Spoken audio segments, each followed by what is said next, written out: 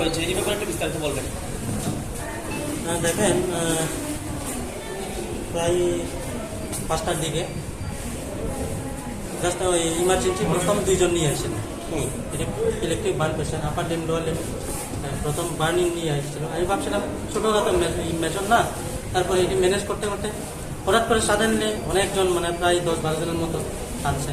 এই 10-12 জনের মধ্যে প্রায় এই 6 জন পুরো ব্রড ডেথ নিয়ে আসছে। তারপরে বাকি যে 6 থেকে 7 জন আসলো, বাকি যারা আসলো এটির মধ্যে মেজর ইঞ্জুরি, বার্ন ইঞ্জুরি আছে।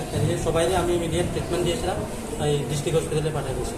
এখন তো টোটাল মৃত্যু হয় টোটাল ডেথ হয়েছে 6 জন এখানে যারা আচ্ছা, আর যারা রেফার করা হয়েছে রেফারও করা হয়েছে 6 জন। এদের মধ্যে 2 জন বাচ্চা আছে, বাকি 3 মহিলা।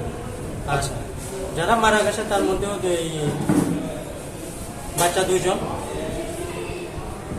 ডিটেলস একটু দেখে স্যার দিতে হবে। আপনার পরিচয় স্যার? আমার নাম সঞ্জিত চাকমা, এখানে মেডিকেল অফিসার, কুমারঘাট মহকুমা। ধন্যবাদ।